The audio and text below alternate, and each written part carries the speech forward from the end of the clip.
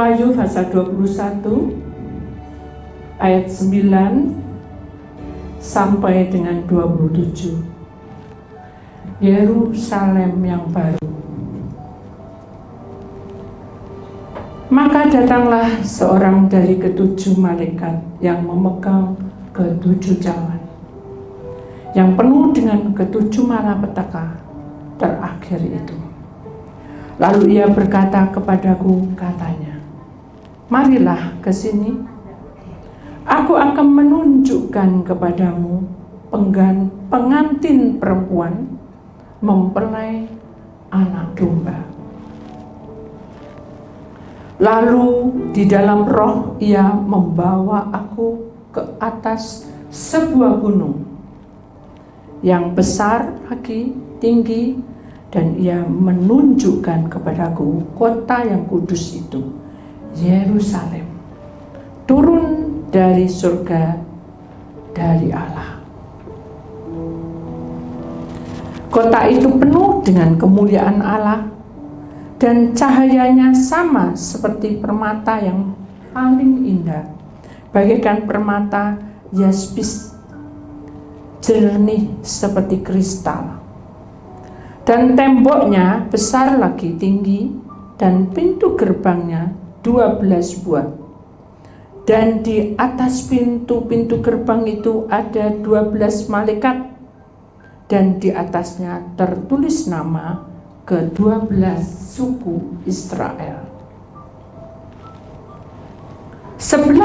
Di sebelah timur terdapat 3 pintu gerbang, dan sebelah utara 3 pintu gerbang, dan sebelah selatan 3 pintu gerbang, dan sebelah barat 3 pintu gerbang. Dan tempat kota itu mempunyai 12 batu dasar, dan di atasnya tertulis ke-12 nama ke-12 rasul anak domba itu. Dan ia yang berkata-kata dengan aku mempunyai suatu tongkat pengukur dari emas untuk mengukur kota itu serta pintu-pintu gerbangnya dan temboknya. Kota itu bentuknya 4 persegi panjangnya sama dengan lebarnya, dan ia mengukur kota itu dengan tongkat itu 12.000 stadia. Panjangnya dan lebarnya dan tingginya sama. Lalu ia mengukur temboknya 144 hasta menurut ukuran manusia, yang adalah juga ukuran malaikat. Tembok itu terbuat dari permata yaspis, dan kota itu sendiri dari emas tulen bagaikan kaca murni. Dan dasar-dasar tembok kota itu dihiasi dengan segala jenis permata. Dasar yang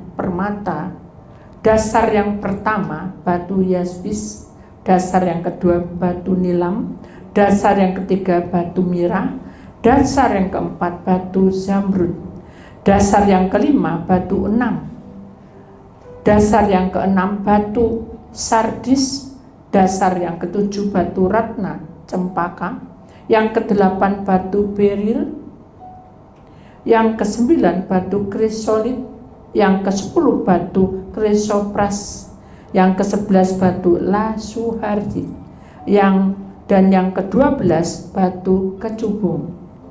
Dan ke-12 pintu gerbang itu adalah 12 mutiara. Setiap pintu gerbang terdiri dari 1 mutiara, dan jalan-jalan kota itu dari emas murni bagaikan kaca bening. Dan aku tidak melihat bait suci di dalamnya, sebab Allah Tuhan yang Maha Kuasa adalah bait sucinya, demikian juga anak domba itu. Dan kota itu tidak memerlukan matahari dan bulan untuk menyinarinya, sebab kemuliaan Allah meneranginya, dan anak domba itu adalah lampunya. Dan bangsa-bangsa akan berjalan di dalam cahayanya, dan raja-raja di bumi membawa kekayaan mereka kepadanya. Dan pintu-pintu gerbangnya tidak akan ditutup pada siang hari, sebab malam tidak akan ada lagi di sana. Dan kekayaan dan hormat bangsa-bangsa akan dibawa kepadanya, tetapi tidak akan masuk ke dalamnya sesuatu yang najis atau orang yang melakukan kekejian dan dusta, tetapi hanya mereka yang namanya tertulis di dalam kitab kehidupan anak domba itu. Bapa, sungguh indah firman-Mu berbicara tentang kemegahan Engkau, kekudusan dan kemuliaan bersinar, keagungan dan kedahsyatan yang tampak di dalam firman. Kami percaya bahwa kasih yang mula-mula dari Tuhan itu yang akan memproses kami untuk masuk di negeri yang sudah Engkau janjikan. Jadikan kami milik-Mu di bumi maupun di surga. Jadikan kami anak-Mu di bumi maupun di surga. Jadikan kami mempelai istri yang setia. Di saat mempelai laki-laki mempersiapkan rumah kediaman kami. Tuhan, tunjukkan karya-Mu. Buka tingkap-tingkap langit-Mu agar kami tahu rancangan-rancangan yang Kau ajarkan dalam hidup kami adalah ya dan amin. Dan setiap firman yang Kau berikan dalam kehidupan orang-orang pilihan-Mu juga ya dan amin. Maka itu jangan sia-siakan firman-Mu malam ini. Bicaralah Engkau, sentuh hati kami hingga hidup kami berkenan di hadapan Engkau. Di dalam nama Tuhan Yesus, Allah sumber kehidupan. Yang percaya mari kita sama-sama berkata amin. Beri kemuliaan Tuhan saudara. Puji nama Tuhan. Silakan duduk kembali. Saudara yang terkasih di dalam Tuhan Yesus Kristus, hari ini temanya adalah Rohnya membawaku. Saudara, kata-kata rohnya itu adalah sesuatu yang tidak bisa diukur dengan logika dan kekuatan dan kemampuan kita sebagai orang-orang yang sudah berhasil di dunia ini. Karena rohnya itu adalah di atas segala-galanya. Mari kita akan masuki saudara, di mana kemuliaan Tuhan dinyatakan di tengah-tengah orang yang sudah dipilih. Setiap manusia di muka bumi ini saudara, Dia memberikan cahaya terang. Allah memberikan kumadasi, kuasanya dalam kehidupan orang-orang yang dipilih. Kenapa? Karena pergeseran bumi ini makin kuat, makin membawa hal yang tidak baik, di mana guncangan dan aura itu saling bertabrak, sehingga suasananya menjadi pemanas atau manas ya, atau panas. Dengan begitu orang muda emosi. Orang yang diam tiba-tiba bisa emosi. Orang yang tadinya nggak ada apa-apanya bisa berkata lantang. Dan itu tidak terduga. Demikian juga kehidupan kita sebagai orang pilihan Allah. Kita menyadari bahwa di dalam dunia ini kita butuh waktu untuk diproses. Setiap manusia di dunia ini tidak mungkin tidak ada masalah. Semua ada masalah. Tapi kita harus tahu dalam permasalahan ini kita tidak boleh mengandalkan manusia. Tapi kita harus mengandalkan yang di atas. Dan bagaimana caranya? Ya kalau ibu bisa bicara dengan Tuhan, saya nggak bisa bicara. Saya hanya berdoa, melipat tangan, dan menutup mata. Dan itu tidak sengaja dan tidak kita minta, keluar terus air mata. Karena saya mau, saya menjadi miliknya. Demikian juga kehidupan saudara. Adakah saudara memiliki sesuatu kerinduan untuk menjadi miliknya? Pernahkah terlintas dalam hidup saudara? Apakah kamu mau menjadi miliknya? Kalau orang menjadi miliknya, pasti rohnya itu membawanya ke tempat di mana roh itu ada. Jadi kita tidak akan suam-suam kuku, dan kita tidak juga lagi untuk bermain-main di dalam hal kesetiaan. Karena Tuhan itu menunjukkan dengan jelas sekali dan gamblang, apabila kamu menjadi milikku, kita pun menjadi miliknya. Jadi mari kita akan menyatukan iman kita, menyatukan tubuh kita yang fana bersama dengan Tuhan. Kita belajar saudara, karena di dalam ayat kita akan masuk di dalam satu pelajaran. Maka datanglah seorang dari ketujuh malaikat memegang ketujuh cawan yang penuh dengan malapetaka terakhir. Itu artinya apa? Artinya adalah di masa-masa sulit itu sudah benturan tidak karuan. Jadi itu masa terakhir di mana perjuangan kita sebagai orang pilihan Allah itu dikocakkan, digoncangkan, supaya kita ini yang tadinya tidak ada apa-apa, mengalir, bisa menerima keadaan, tiba-tiba kita bisa protes dan berontak. Yang tadinya lemah lembut, diem-diem, tidak banyak tingkah, jadi banyak tingkah gitu. Jadi semuanya dibalik sama iblis.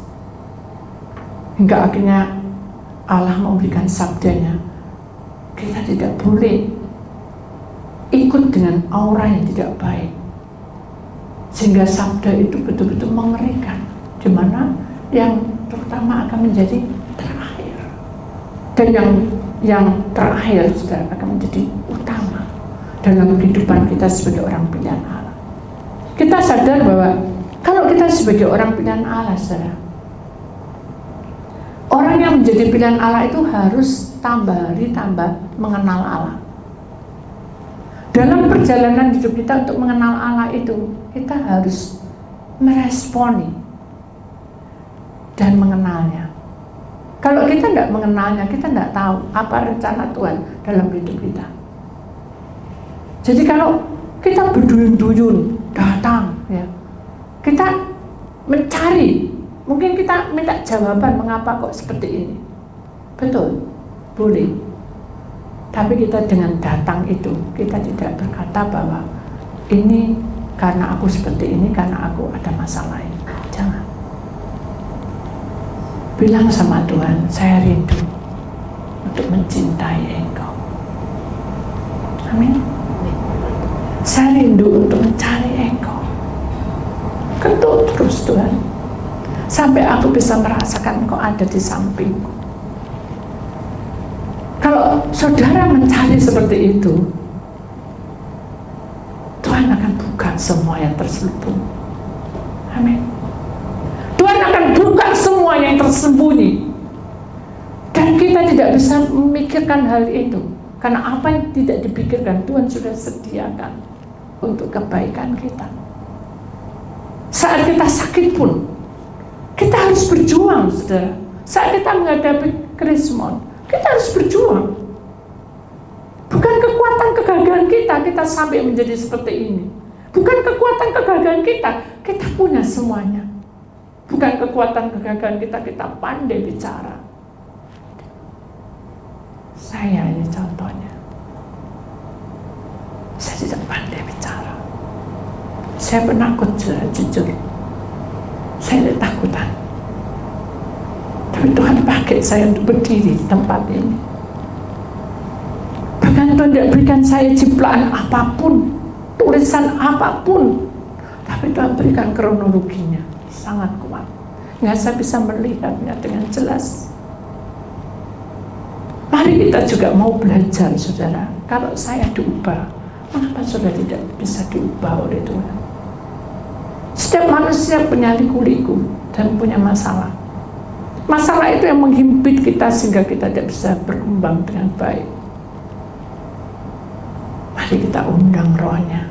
Karena malapetaka yang ketujuh ini ada terakhir, di mana marilah ke sini, aku akan menunjukkan kepadamu. Ditunjukkan sesuatu. Ternyata ada pengantin perempuan di situ. Dan dia katakan mempelai anak domba itu. Berarti saudara, selama kita ini berjuang mati-matian sampai detik ini, saudara, mempertahankan kekudusan bersama dengan Tuhan, kitalah mempelai perempuan. Kita tidak menyimpang dari kebenaran Tuhan. Kita belajar untuk tekun mencari kehendak Tuhan dengan setia. Bukaan hatimu, terima, saudara.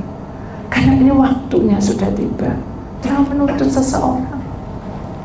Jangan menghakimi seseorang. Jangan menyalahkan orang begitu mudah. Mungkin kita akan tambah disakiti karena kita merasa ngalah. Tapi ingat, selama kamu dinista dan dicaci dan dipermalukan di hadapan orang, Tuhan tidak pernah membiarkanmu tergeletak. Amin. Kita harus berani, kita harus kuat. Jangan tambah depresi, jangan tambah tidak mood, jangan tambah kendor kerajinanmu. Semakin kamu dicobai oleh iblis, kita harus bangkit dan semangat. Pandang salib itu, karena salib adalah jalan kebenaran dan hidup, di mana perjuangan kita menjadi orang pilihan Allah akan membawa kita untuk masuk ke suatu tempat gunung yang kudus. Di sini katakan, lalu di dalam roh ia membawa aku ke atas sebuah gunung yang besar. Gunung itu adalah tantangan hidup paling besar. Dan di sini katakan tinggi, besar dan tinggi. Dan ia menunjukkan kepadaku kota yang kudus, yaitu Yerusalem, turun dari surga dari Allah. Jadi sudah tahu maksudnya? Gunung itulah tantangan hidup kita. Allah berkata, ayo ikut aku. Dibawanya sampai ke puncak. Jadi puncak diberitahu, ini kota kudus. Kota yang turun dari surga, Yerusalem, untuk kita. Lalu bagaimana? Apakah kita bisa mencicipi Yerusalem yang Tuhan sudah berikan? Bisa. Bukankah ini untuk nanti kalau sudah kiamat? Benar. Tapi Tuhan ingin memberikan bukti. Walaupun kamu di dalam dunia, kamu akan mencicipi Yerusalem yang baru. Kota yang baru. Di mana hidupmu dibentuk, dipoles, diubah, hingga semuanya menjadi indah. Dan itu akan terjadi kalau saudara selalu mengandalkan Tuhan dalam hidupmu sehari-hari. Saudara, orang bilang mengandalkan Tuhan itu seperti apa? Seringkali kita itu merasa bahwa kita tidak mampu, ya saudara ya. Suatu ketika, saudara, bisa saya pinjam tas dia sebentar? Tas cangklong untuk perempuan, silakan. Orang hidup, saudara, kasih ya. Orang hidup itu, saudara, kalau seorang perempuan pergi mesti pakai tas, betul nggak? Ya, betul nggak? Halo? Ya, ada yang tas gini, ada yang tas yang kayak dompet itu kan. Satu ketika dia tergopoh-gopoh lari, naik lift, ya mau masuk lift, ini nyantol, saudara. Begitu nyantol, dia tarik, ini lepas dan jatuh. Ya, begitu jatuh, dia marah. Dengan marah itu, dia langsung jengkel dengan tas ini, dan dia banting tas itu. Nah, itu menandakan bahwa saudara tidak sampai ke gunung atas, di mana dengan perkara kecil saja saudara dicobai, saudara sudah emosi tingkat tinggi. Halo? Ada yang seperti itu? Ada?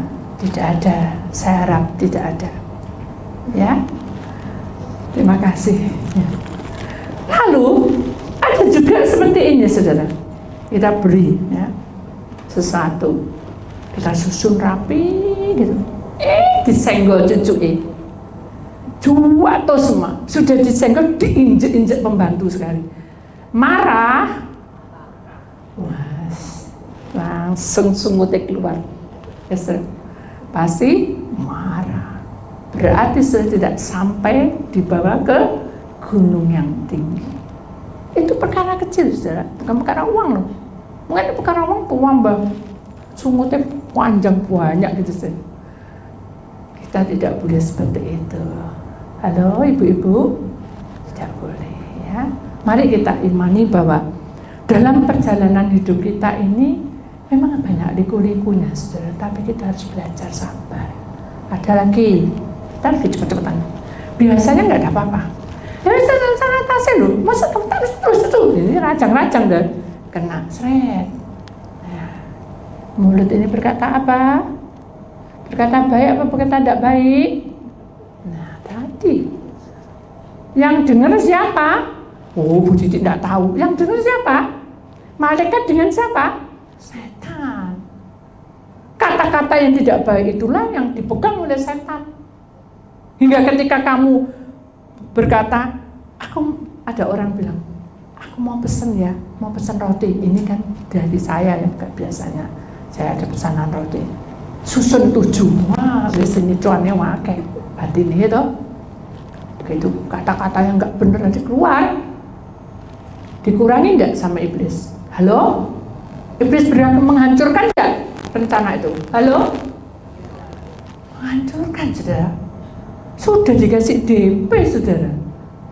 Loh, datang, aduh maaf ya mantannya sakit, gak jadi. Ya apa, saudara? Marah nggak? Nah, jadi semua yang kamu langgar itu nanti ada sebab akibat.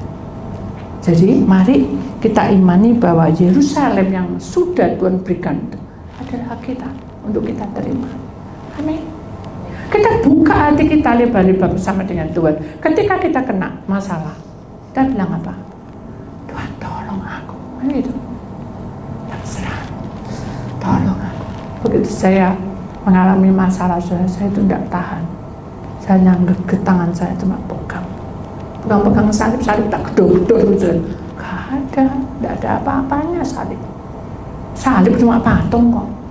Atau Tuhan digoyang-goyang. Tak ada, itu berhala. Patung tidak bisa dikejar omong. Gambar juga tidak bisa dikejar omong. Tapi sudah melipat tangan, kita meremas kadang. Kan tidak tahan loh kita. Kadang dia melipatnya sebegini. Kadang juga apa yang tak pegang merekes ini. Kenapa? Tak tahan. Itu tidak ada masalah. Asal tidak bawa banting dan tidak kata-kata yang kotor saja. Itu bahaya. Bukan hatimu. Sudah loh Bu, lama-lama aku jadi babu lah, jadi babu sungguhan. Lama-lama aku ngalah-ngalah, lama-lama aku jadi apa Bu? Sini terus aku tidak ada harga ya, tidak ada harganya sungguhan. Kata-katamu itu ditangkap sama saya sering katakan itu, kenapa? Karena itu berbahaya. Demikian juga laki-laki. Kita sudah berangkat senang, wah gagak berangkat, wah jalannya gagak membusungkan dada. Begitu Pak, maaf Pak, tidak jadi Pak, ini Pak. Itu langsung apa? Mau KS beda keluaran dan pemandu keluar. Keliru titik semprot. Itu perkara kecil. Duh, perkara kecil apa Bu? Ini kerjasama yang luar biasa nih. Ini yang menentukan masa depan. Oh, jadi yang menentukan masa depan cuma ini toh. Cuma kerjaan ini aja. Tuhan banyak cara. Bersyukurlah mungkin ada sesuatu di situ, di balik tidak jadi itu. Mungkin ada penipuan, kita tidak tahu. Mungkin ada sesuatu yang menghambat kita kerja, kita juga tidak tahu. Tuhan itu adil dan bijaksana. Amin. Jadi kalau kita melakukan sesuatu dan kita sudah berusaha, Tuhan yang menghalang-halangi atau iblis yang berusaha untuk hancurkan, kita tetap apa? Tenang. Wah, enak ibu ngomong, enak ngomong sama Tuhan. Saya tidak pernah ngomong sama Tuhan, saudara. Tidak ngomong sama Tuhan, tak enak, saudara. mungkin saya udah ngeblak dulu. Ingat saudara, manusia itu pasti tidak sempurna. Tapi ketika kita punya masalah dengan keuangan, dengan hidupmu, dengan sakitnya, kamu jangan terus langsung tahu aja, langsung gitu. Kalau bunga mekar, kelihatan indah, begitu ada masalah terus walung belum. Akhirnya apa? Tidak ada kehidupan. Kenapa? Karena kamu yang tidak ada semangat di situ. Berusaha, wes bu, aku berusaha sampai elek bu, tapi tidak ada kerjaan. Nah, bu imani dewek tuh, tidak ada kerjaan, ya sudah terjadi lah. Tapi ada juga yang enak-enak gini, bu, apa? Saya sudah berdoa sampai sampai ya apa? Sampai apa? Sampai tahun berapa ya dulu ya? Sama, tapi kok belum juga ya bu ya? Ya sabar aja ya, bu. Tolong sampai sama Tuhan bu, kapan? Boleh? Boleh? Boleh nggak bilang gitu? Sebetulnya nggak boleh saudara, karena mendahului itu Tuhan. Tuhan izinkan semua itu terjadi dan ada waktunya. Ada waktunya. Ketika saya punya masalah dari hari ke hari, tahun ke tahun, saya juga capek saudara. Saya logika, kalau saya tidak dengan Tuhan mungkin saya sudah tidak seperti ini. Karena saya percaya ini adalah penggembelengan hidup saya. Saya berserah saja. Dasar saya sudah tidak bisa apa-apa. Saya bodoh dalam hal apapun. Tapi saya memegang Tuhan milik saya. Dan saya milik Tuhan. Enggak dengan seiringnya waktu Tuhan buat saya seperti itu. Begitu sudah sekarang ini baru tahu. Oh, kan begini-begini. Karena orang konseling begini saya bisa jawab. Karena saya mengalami. Itu keajaiban Tuhan. Mengapa manusia diizinkan sampai sekian panjang? Berarti ada masuk di situ. Begitu nanti sudah ada dan itu jawabannya, kita tercelik mata rohani kita. Oh, saya mengalami seperti ini. Saya jawab seperti ini. Oh, saya mengalami. Tidak perlu pamer, saudara. Cuma Tuhan memberikan solusi. Pasti begini. Amin. Sadarkah saudara, bahwa kita ini hidupnya sementara. Kita ingat kembali lagi ke firman Tuhan, saudara. Kota itu penuh dengan kemuliaan Allah, cahayanya seperti permata yang paling indah. Bahkan di sini dikatakan permata jaspis, jernih seperti kristal. Jadi saudara, kehidupan kita sebagai orang pilihan Allah, kita ini seperti kaca. Hidup kita ini tidak lepas dari pandangan Allah. Keindahan itu akan tampak dalam hidup kita kalau kita melekat pada Tuhan. Cahaya itu akan bercahaya kemana-mana, dan orang di sekitar kita akan merasakan enak dan nyaman bersamanya.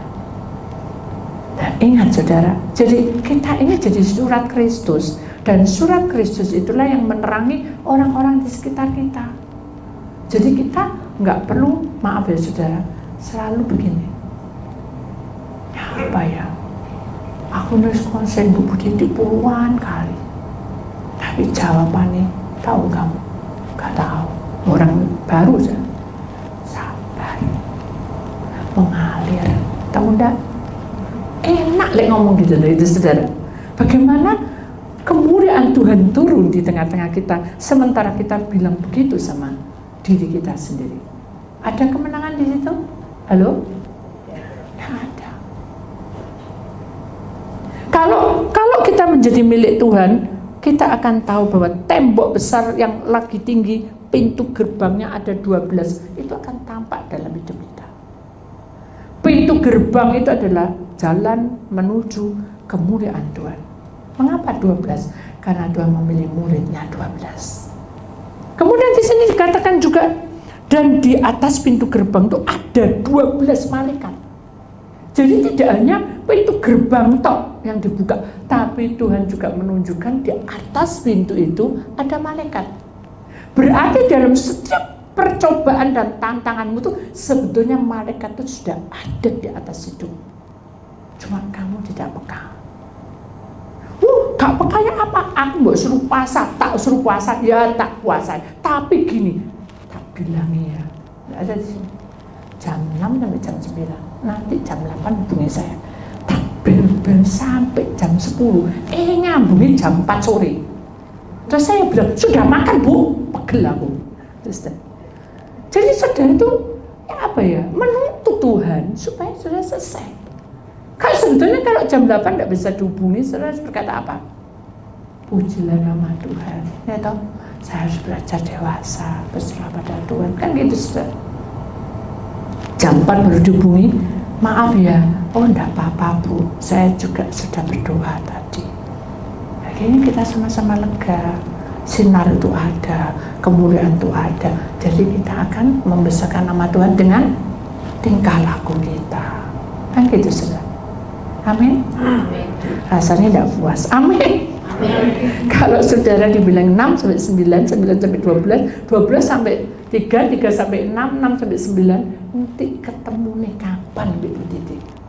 Coba bayangin, apalagi tidak sedang di luar kota, wangel dihubungi. Ayo, ya apa gitu tuh? Nah itu sudah bilangin, ya sudah, berarti waktunya Tuhan untuk kita berdoa sendiri. Gak mempan, berarti saudara mengandalkan bukti itu, betul enggak?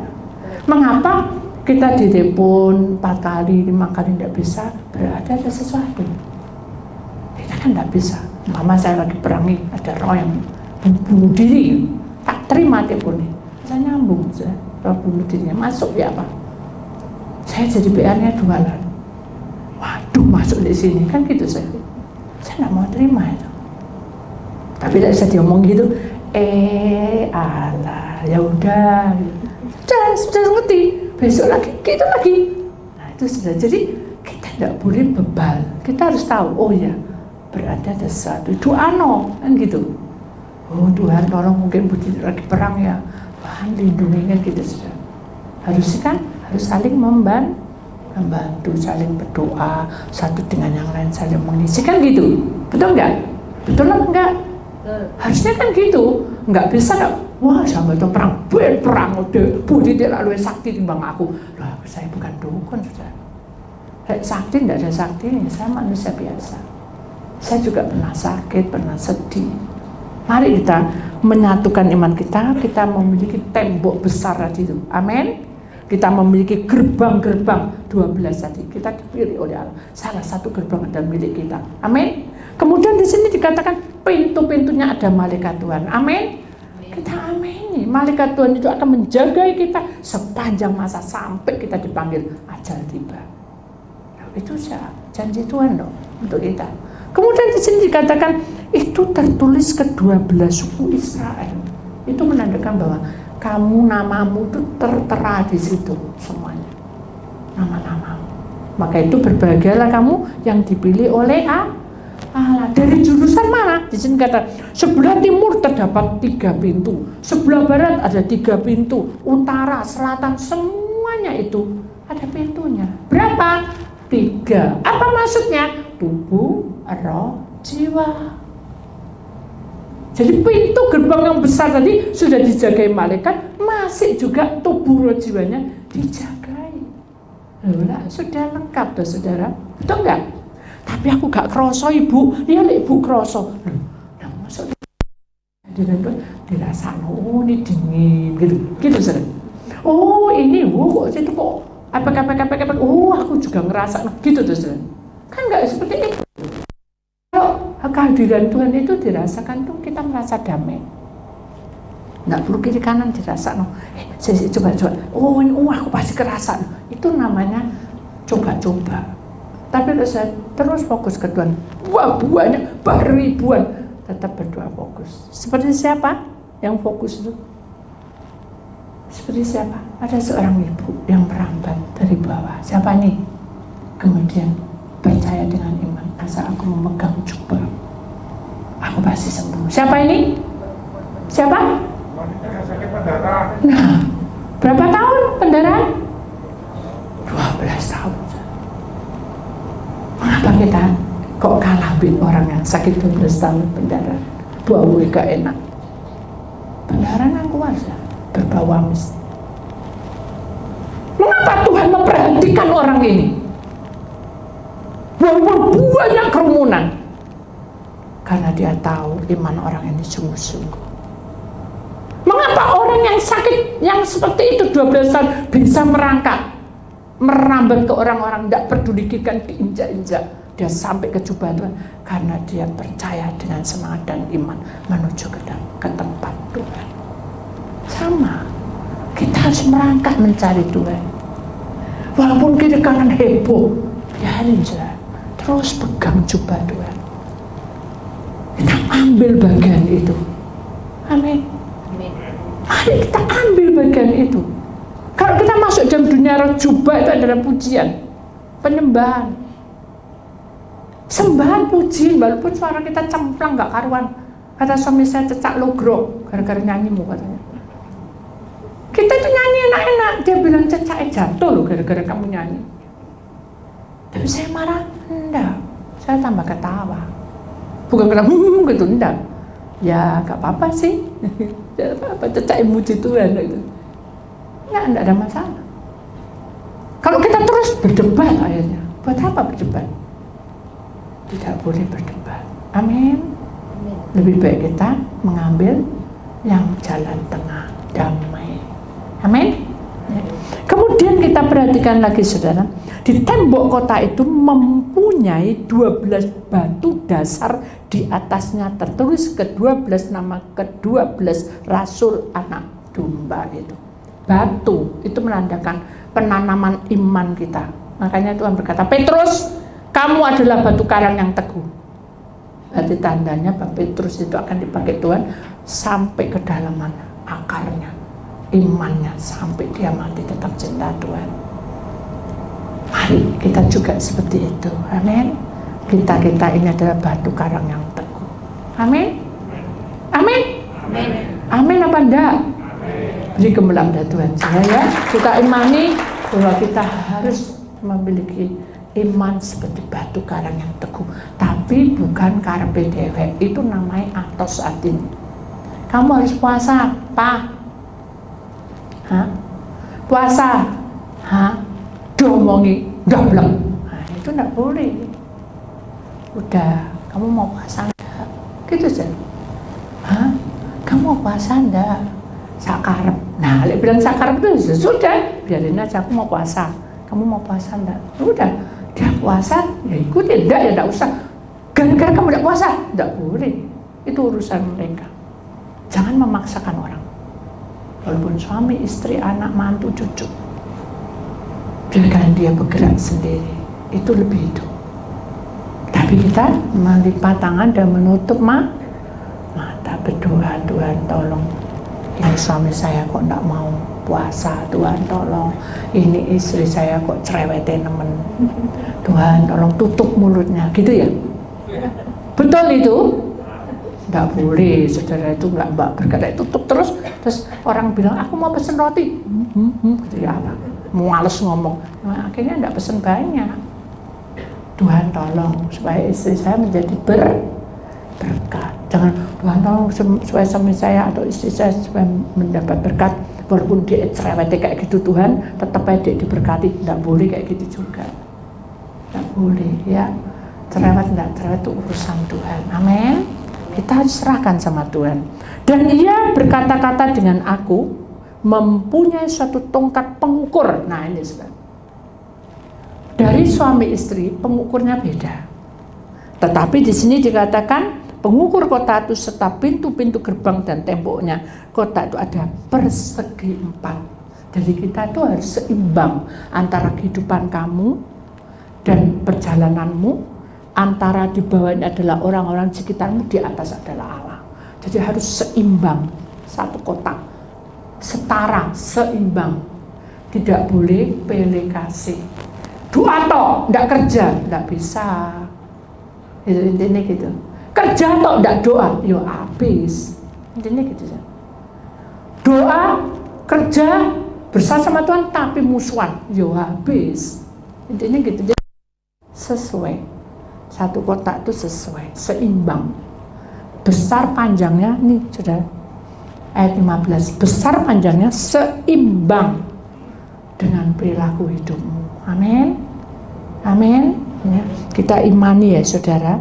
Kemudian di sini dikatakan juga kota itu bentuknya sudah tuh ya, mengukur ketat tongkat itu 12 panjangnya, lebar, tingginya. Lalu ia mengukur temboknya 144 hasta. Tembok itu dikatakan sedunia harus 144.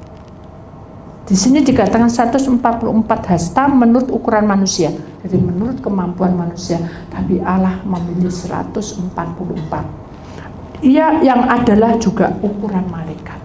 Jadi saudara tahu bahwa Tuhan memberikan jalan dalam hidup kita itu dipilih. Supaya saudara tahu bahwa Allah ada dan siap kita di bawahnya. Kemudian tembok itu terbuat dari permata, jaspis, dan kota itu sendiri dari emas tulen bagaikan kaca murni. Jadi hidup seseorang itu seperti kaca, perilaku hidup itu seperti kaca murni, tidak ada yang ketutup, saudara, tidak ada yang ketutup. Kemudian dasar tembok kota itu dihiasi dengan segala jenis permata. Segala jenis permata itu adalah mujizat kuasanya. Ketika kita mengalami suatu mujizat, kita diberikan anugerah, talenta, ya, dan itu bercahaya seperti emas ini tadi, emas dan juga permata. Di sini ada 12 permata, saudara. Suatu saat kita akan terangkan ya, karena habis tadi kalau saya terangkan, suatu saat saya akan terangkan ini ya, permata ini apa artinya.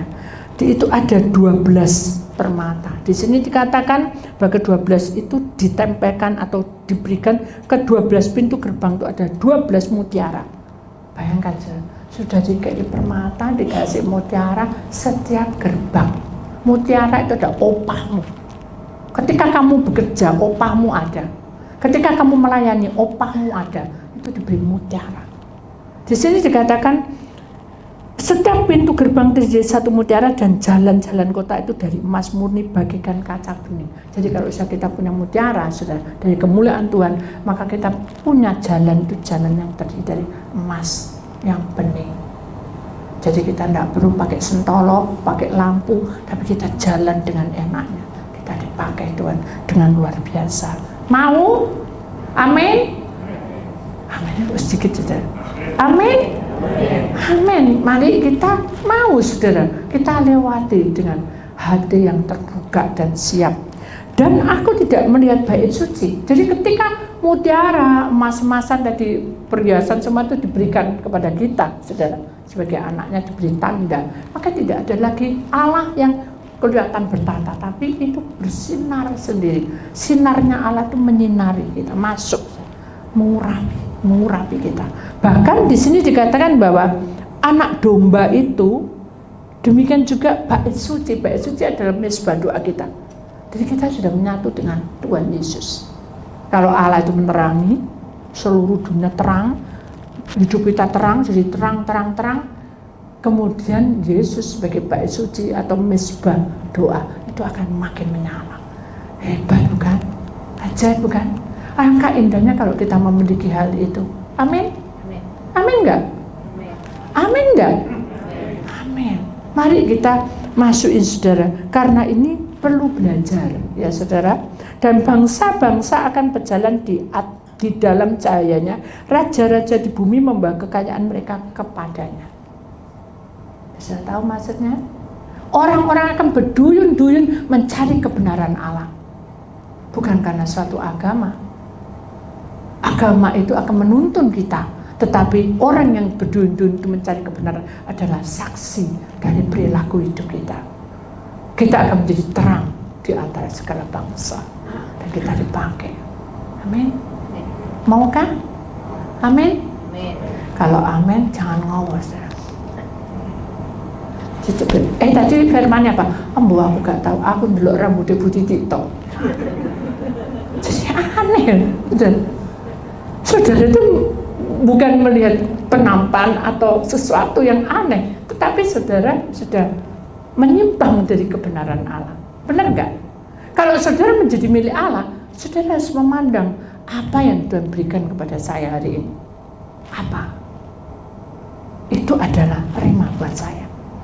Ini pegangan saya. Karena setiap firman berbeda-beda, dan itu akan saya pegang untuk selama-lamanya. Suatu saat nanti saudara terbentur dengan sesuatu, maka firman itu akan keluar sendiri dan memberikan cahaya dalam hidup kita. Benar itu saudara. Saya alami itu.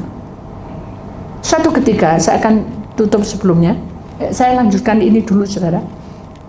Dan pintu-pintu gerbangnya tidak akan ditutup pada siang hari, sebab malam tidak akan ada lagi di sana. Jadi semuanya itu terbuka di hadapan Allah, tidak ada yang ditutup-tutupi. Kesetiaanmu, pengabdianmu, pemberianmu, opahmu, semua tidak ada yang tersembunyi di hadapan Allah. Semua terbuka. Kemudian di sini katakan, dan kekayaan dan hormat bangsa-bangsa akan dibawa kepadanya. Jadi lewat perbuatanmu, lewat kelakuanmu, lewat berkatmu, semuanya akan tampak bahwa semua bangsa itu akan melihat bahwa karya Tuhan itu luar biasa dalam hidup kita. Amin. Amin. Jadilah seperti itu. Kemudian di sini katakan, tetapi tidak akan masuk ke dalamnya suatu yang najis.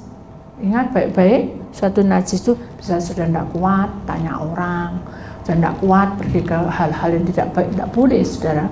Kemudian atau orang yang melakukan kekejian atau dusta, tetapi hanya mereka yang namanya tertulis di dalam kitab kehidupan anak domba itu. Jadi orang yang suka berdusta, orang yang suka melakukan perkara-perkara yang tidak baik, Allah budi tidak tahu, Allah sedikit itu tidak boleh saudara. Kenapa? Karena itu najis dan itu tidak tercatat nama kita sebagai anak domba Allah. Jadi jangan sampai ke sana. Mari kita imani bahwa Tuhan punya kuasa dalam kehidupan kita. Bagaimana Bu caranya Bu?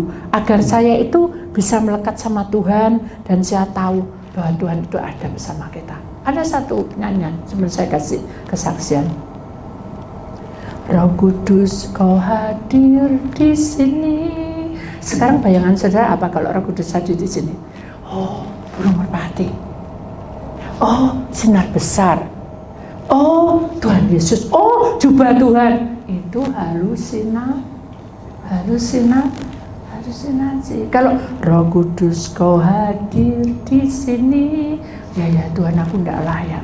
Tuhan tolong aku, hantar aku, tubuh roh jiwaku. Itu saudara. Jadi kita itu nyanyi mulutnya, tapi kita mengungkapkan isi hati kita pada Tuhan. Ini aku Tuhan, aku datang. Di sini katakan, Roh Kudus kau mengasihiku. Jadi Roh Kudus itu adalah peran utama yang menyambungkan kalian dengan malaikat, Tuhan Yesus dan Bapa. Jadi ambil bagianmu. Mau saudara? Jadi kalau nyanyi sekarang diresap, tapi jangan kebablas. Tahu kebablas? Ya.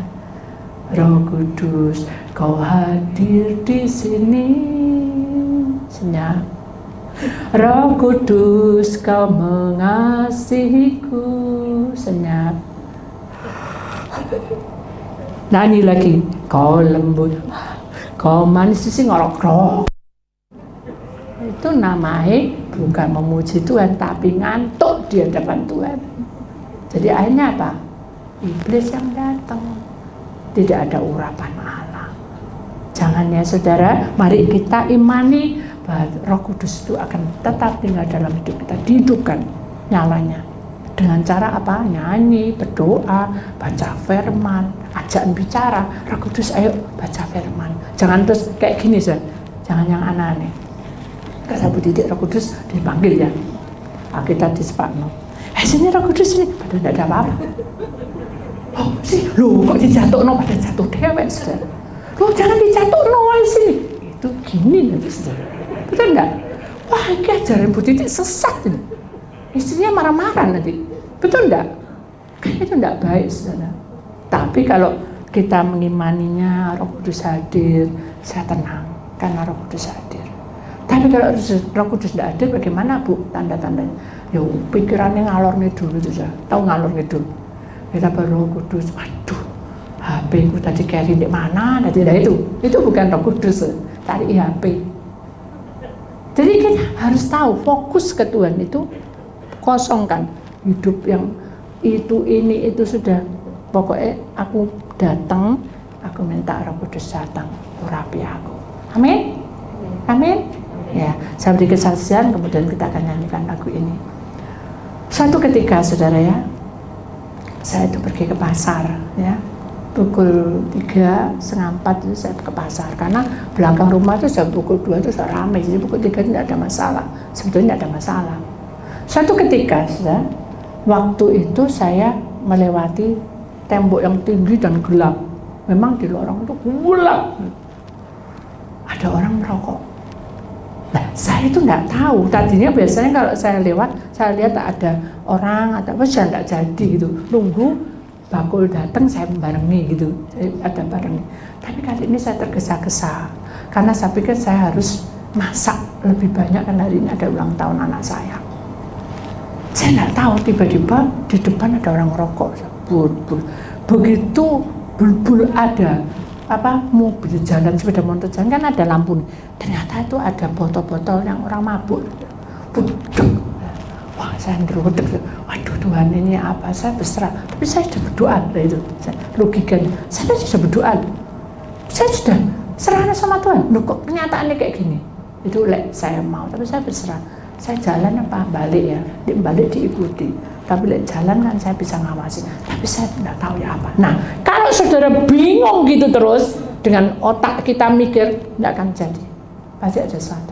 Tapi begitu saya bilang, Tuhan tak serano, Tuhan itu bilang jalan. Ada satu gerak, jalan kakimu, jalan.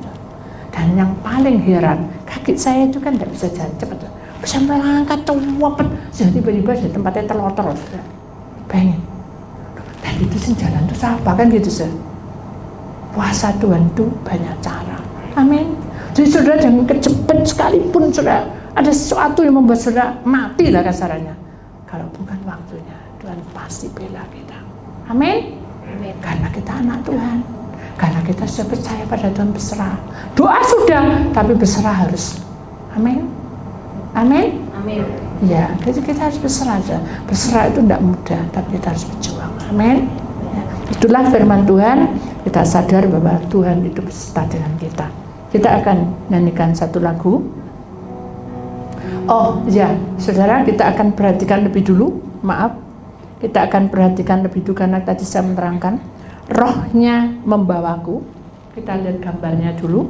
Kemuliaan Tuhan dinyatakan ketika kita menjadi pilihannya. Kemudian yang kedua, kita perhatikan Wahyu 21 ayat 10.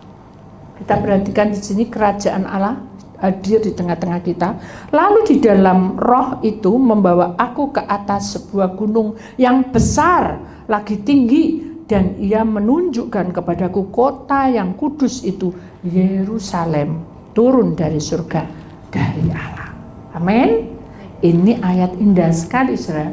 Saudara boleh simpan, dan saudara ada masalah, buka dan percayalah bahwa Yerusalem itu akan menjadi bagian kita hari ini dan sampai selamanya. Amin.